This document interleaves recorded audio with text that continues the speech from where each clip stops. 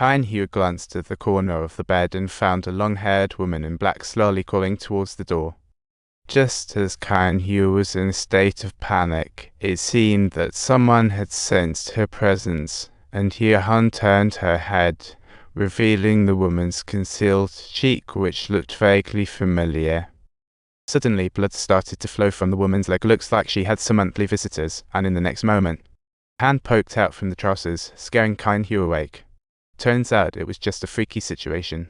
Ugh, such a nuisance. Another drama unfolded. After calming down, Qianhua opened the curtains, ready to greet the sun. But at that moment, she noticed dry blood on her right. When she pulled back the blanket, she discovered her sister Honglian had arrived. Qianhua exclaimed, in totally puaing, pointing at her, "What are you up to?" Dong Mei laughed heartily, "So funny. Why do all our monthly visitors choose to stay?" Qianhua ignored her and went back to the room to get her sister a pad. By noon, after washing the blood-stained sheets, the two enjoyed a moment of blissful living in the yard. Qianhua was at home waiting for answers, waiting and waiting. Yep, slower than waiting for a package. In the yard, savoring a warm afternoon, Qianhua's whistle blended with birdsong into a lovely symphony. Honglian beside her joined in, whistling their mother's old tune. A while later, Dad came over and asked Qianhua, "Why are you out in this chilly weather? You look pale. Feeling all right?" Qianhua reassured him she was fine, but suggested he throw out the wardrobe in Honglian's room. Dad sighed. "Didn't we agree not to discuss the wardrobe?" Qianhua wanted to know what happened in the wardrobe and kept asking.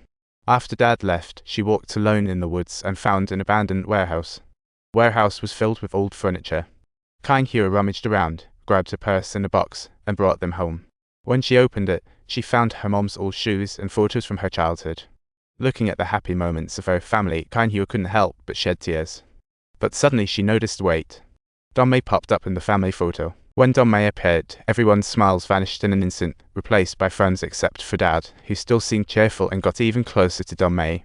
Strangely, both Dad and Dong Mei wore white lab coats, looking quite serious, and Qianhua was totally freaked out. Like, what's this plot? Honglian suddenly appears. Qianhua shows her sister a toy, but senses something's wrong. She grabbed Honglian's arm, noticing bruises and marks. Demanding to know, "Who did this to you?"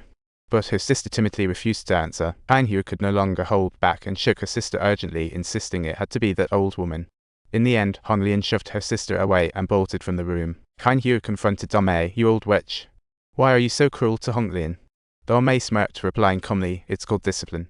Naughty kids. Dong Mei, losing her cool, shot back. "Don't think mentioning your dad will solve everything. Were you this rude to your mom too?" "I'm your mom now, got it? I'm the only one you can call mom in this world," Dong Mei snarled. "Even if you cry looking at your mom's picture, it won't change a thing." Feeling upset? "Let me tell you, this world is harsh and not as sweet as you think." Dong Mei got somewhat worked up. "Your problems are likely because you haven't been treated. You've been to the hospital," she said, and just like that, the food on the table was knocked over. When Dad came out to check, Qianhua and Dong Mei were nowhere to be seen. Qianhua was in a corner of the kitchen sobbing. Dad approached to comfort her, but as she stood to leave, he blocked her, asking why she was crying and creating so much noise. "Telling you does what good? Will anything change? You're like Dong Mei, she's why I'm hurt." "You're misunderstanding. If you keep on thinking like this..." Qianhua's heart turned cold. "Fine, if I'm the one insane, then from now on, everything that happens because of your created old lady is on you." Their conversation ended on a sour note. Later that evening, Qianhua's uncle and aunt came over for a visit. At the dinner table, besides the 4 adults, the 2 daughters were absent. Dong Mei, thrilled, chatted about childhood tales, out of step with the rest. Suddenly, the uncle asked, "What are you rambling on about?" Dong Mei's face changed, and the table fell into silence, the atmosphere turning awkward. Just then, Auntie coughed, breaking the tranquility. It seemed her epilepsy acted up, and it got worse until she collapsed, convulsing on the floor. Uncle hurriedly fetched pills to stuff into Auntie's mouth, and as she struggled, she glanced down at the kitchen cabinet, seeming to see something terrifying. Just as she was about to gasp her last breath, Uncle shouted while hurriedly offering her the pills. She thrashed around, as if she saw something mortifying. She saw a horrifying sight. Uncle quickly pressed the pills into her mouth while Auntie struggled, suddenly screaming, looking at the cabinet below, seemingly spotting something spine-chilling. While she struggled, she glanced at the cabinet and seemed to see something terrifying. Was it really these things that were causing trouble? This thought suddenly flashed through her mind. Meanwhile, Dong Mei yells, "I can't take this." He is getting married, and you are here making a scene." Following that, uncle and aunt quickly dashed out of the house in a hurry. However, auntie told uncle on the way that she had seen a woman covered in blood beneath the cabinet. Meanwhile, Dome sat alone at the table, lost in thought, when she suddenly sensed something and saw the cabinet open on its own.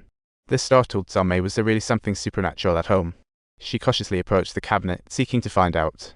Yet upon opening it, the cabinet was empty. Disappointed, Dame leaned over to look under it, vaguely sensing something was waiting for her. To her surprise, a woman in green appeared at the dining table not far away, but Dame seemed oblivious. Just at that moment, she lowered her head and noticed the black hairpin falling from a distant place. "Oh man, that really scared me." Just as Dame was flustered, the woman in green suddenly appeared right in front of her. The scene changed, and Dame returned to her bedroom, sitting on the bed's edge terrified, begging her husband to stay the night. The house was eerily strange. Her husband replied, "Could you stop with the wild talk?